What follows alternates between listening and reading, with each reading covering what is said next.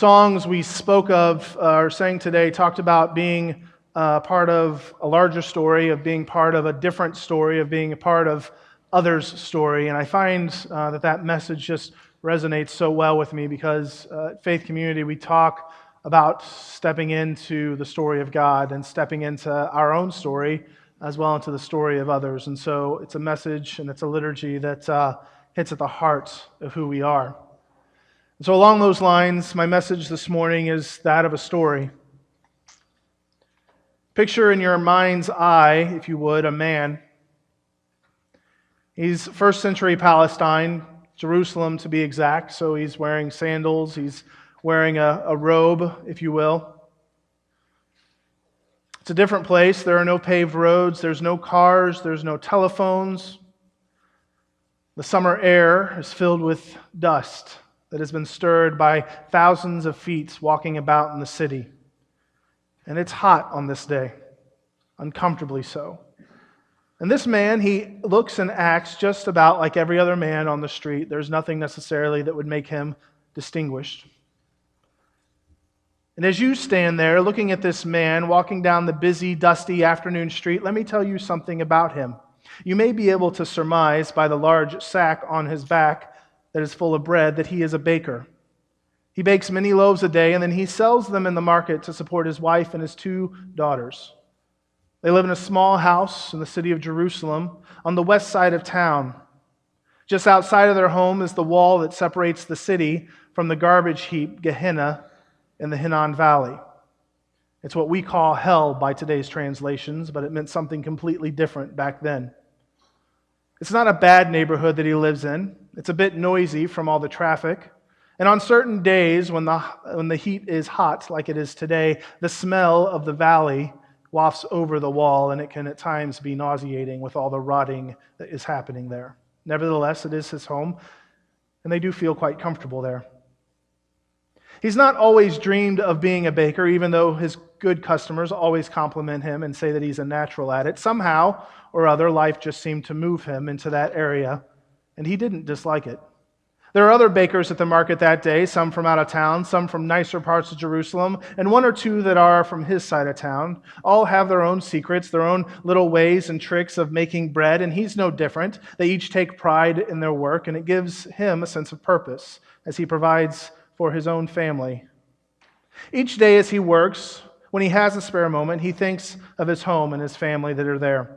His wife, although she may be ordinary enough to others, she is the most beautiful thing in the world to him. He dreams of her all the time, the smell of her hair, the clothes, her kiss, her embrace. He counts himself truly blessed for having such a woman. No man ever loved a woman more than he loves his wife, and his daughters, well, they bring him great joy too. The older of the 2 is rather high-spirited.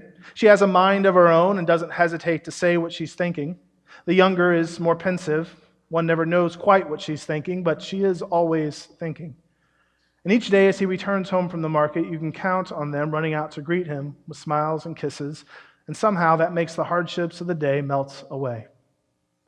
This day, dusty, busy, hot, not like many other days, as he rounds the corner onto a street, he hears the shrieks of their screams, "Daddy's home," followed by hugs and kisses and questions about what he saw in town today, and the man and his daughter make their way home in the glow of the late afternoon sun. He steps through the door to the home with the smell of a delicious dinner. He can bake fine, but no one cooks like his wife. And they sit down after giving thanks, and they eat dinner like every other night, nothing unusual or nothing peculiar. And it's absolutely normal, uneventful evening around the table. Watch the man.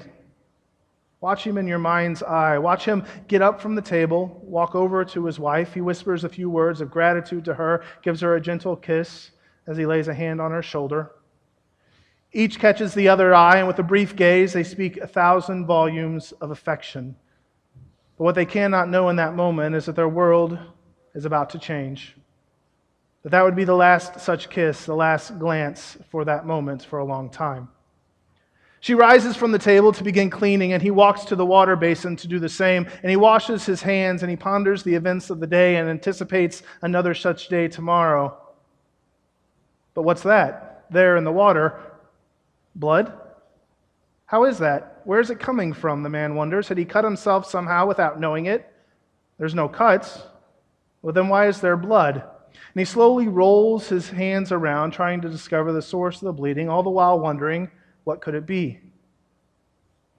Oh my God. Blood seems to be pouring right through his skin, small openings appearing.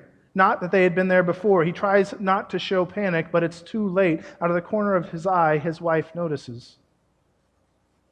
Her face grows ashen in an instant, wondering if it could be. Please, God, no, she thinks. And once again, they stare into each other's eyes, this time with a sense of fear rather than love and security. And in a voice that is nearly a whisper, he tells her to go quickly, to take the girls and go, and they'll find out tomorrow. The next day, the priest puts the man in confinement in a safe place away from other people, outside the city wall, not far from his home, near the city dump, Gehenna. And the waiting becomes intolerable. Now, besides the smelling and the burning garbage, he has to watch it day and night. And 7 days later, he is called before the priest who examined him. The nightmare begins as he is declared permanently unclean. Leprosy. Why? What did I do to deserve this, God? Couldn't you have just killed me? Must I be tortured like this? Is this necessary? God, where are you? Listen to him. Watch him. Poor, wretched creature. For the next few years, things go from bad to worse. He's lost his livelihood with his family and his home, his friends, and even his religion. He has nothing except the sliver of conscience that keeps him from taking his own life. His clothes are rags that he's managed to gather from the trash heap that others have thrown aside. They hang loosely on him to ease the pain of the open wounds that are covering his body. Tending those wounds now takes place of kneading bread, and it gives him something to do with his time, distracting his mind. And after a while, it becomes second nature to him. He hardly notices himself wrapping his arms and his legs each day, but he does notice that he must dig through the garbage for his food. He and other lepers, he hates the title. It's so dirty, it's so dehumanizing, it's so unclean. He longs for the taste of fresh baked bread once more, but it will not end. Yet even the indignity of eating garbage doesn't compare with that of having to warn others of your presence.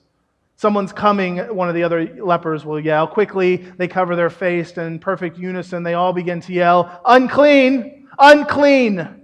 to warn the bypassers who travel down the road. Children will recoil in horror and hide under their mothers' and fathers' garments. Mothers will grab them and quickly walk past them, not making eye contact. The same people he had seen day after day in the markets, spoken to, done business with, now go out of their way to avoid him.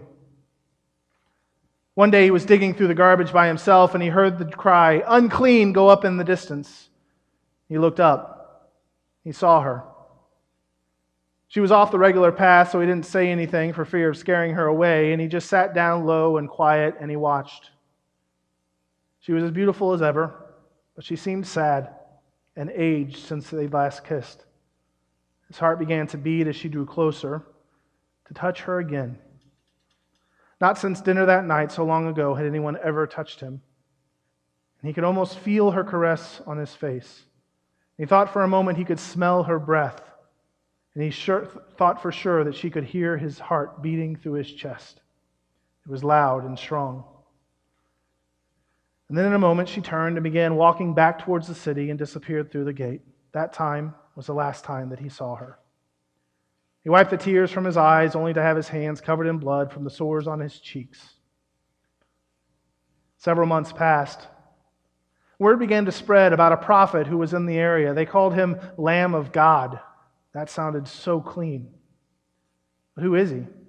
Crowds follow this prophet everywhere. Even the lepers follow at a safe distance. He speaks with compassion and authority.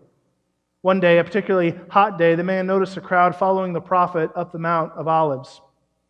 He's heard this man can cast out demons and heal the sick. Perhaps, can he even think it? Perhaps this man would have something to say to himself. So he follows. And he comes within earshot of the man, and he's nearly choked by the dust and the heat, and is reminded of another such day years ago of his bakery and his street and his children. and his home and his wife. And as the prophet speaks, the crowd goes quiet, listening intently, and such a large number of people sitting there quietly, the man thinks. Even though he's at a distance, he can hear what the prophet is saying. Blessed are those who mourn, for they will be comforted. It's not possible. Does he see me over here? Can he know me in such a large crowd? Again, he speaks, do not think that I have come to abolish the law of the prophets. I have come to abolish them, but to fulfill them. Can a man fulfill the law? Daring, for the first time in years, to hope, this man asks himself, can he do what has not been done since the days of Naaman and Elisha? Not since then. Not since he has seen his beautiful wife, has his heart raced like it was now, racing that he can put this sickness aside and that he might be able to be clean, if this man truly is a prophet called the Lamb of God. The day drags on, the people sit and listen intently to the words of the prophet, and the man on the edge of the crowd sits and waits patiently. Finally, the prophet finishes, and he begins to walk down the mountain. The crowd gathers around him, moving out of his way just enough to make a channel for him to walk through. And the lepers begin to move away and shout, unclean, and they run to escape contact with the normal people, except for one. Risking what little dignity he had left and risking his life in the process, he pushed through the crowd to find himself in front of the prophet. This man can help. When he finally reaches Jesus, he falls at his feet and he weeps, Lord, if you are willing, you can make me clean. A gasp and a silence fell over the crowd as everyone stood there, as time stopped in its track, that a leper would dare to talk to this prophet. How could they get him to go away without touching him? How could they throw him out or drag him away or pick him up off the ground? They looked puzzled and confused and astonished and amazed all at the same time, and they looked at Jesus to discover and wait for his response. And then it happened. Who would have thought? Jesus reaches out and touches the man. For years, no one had touched him. He'd been forced to live in exile, a stone's throw away from his home and his family, to live on the edges of society until Jesus touched him. When no one else would, Jesus touched him. And the man looked up. Once upon a time, he gazed into the eyes of his wife, and there he found love. Now he gazed into the eyes of this man from Nazareth, and there he found salvation and healing. I am willing, he said. Be clean. As Jesus helped the man to his feet, he wiped the tears from his eyes, and they were wet, covered with perfectly clear tears. Unstained, untainted, clean. He'd cried out, cleanse me, and so it was, once upon a time. Like the leper in our story, there are many in our own culture today who are found in the same situation. Perhaps they suffer from illness and no one has been there to visit them. Perhaps they've gone through a bitter divorce, and those who they thought were closest to them won't speak to them because they're not sure what to say or how to respond. Or maybe they've had a family member who's passed away, and their days and nights are filled with grief and the loneliness of distant memories, fading pictures, and unmet hopes and dreams.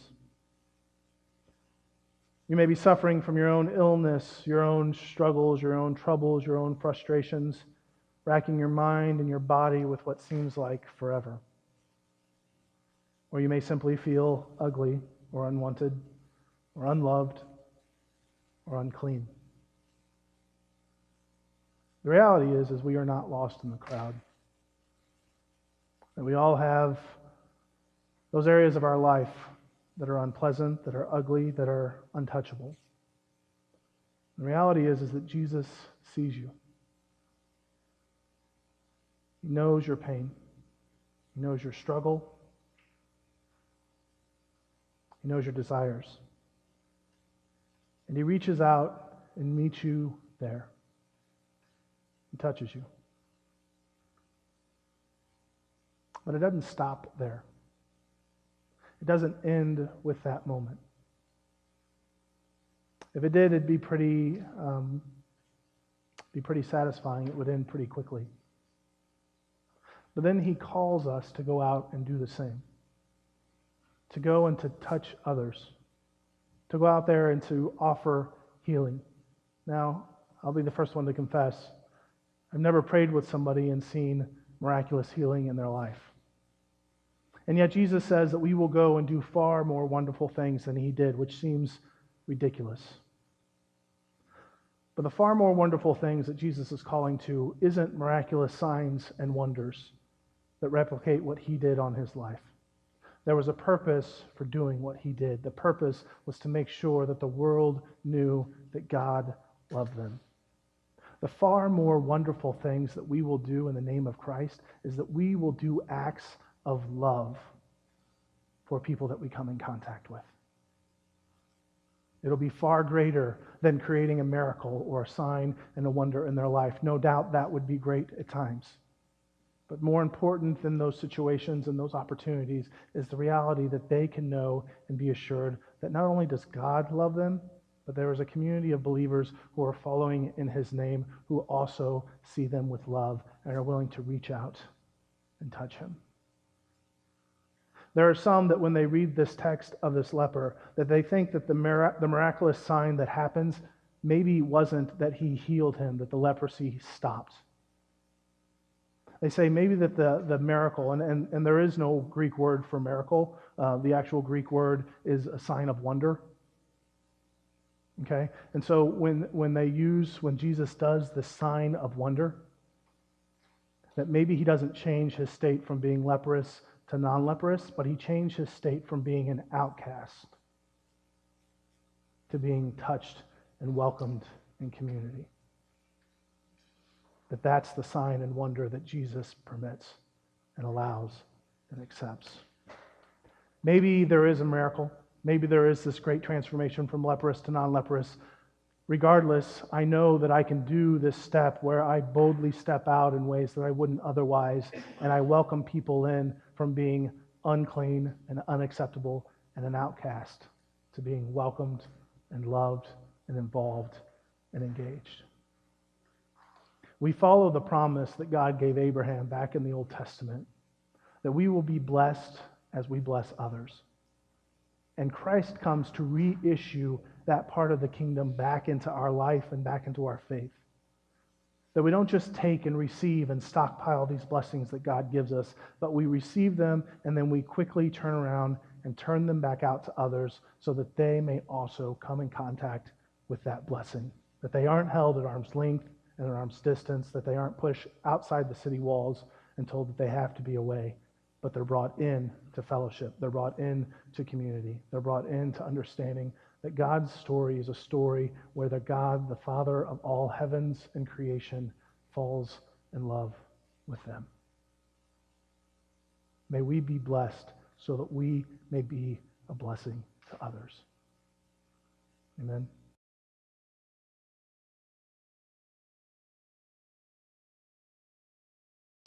And may you now want to be a blessing.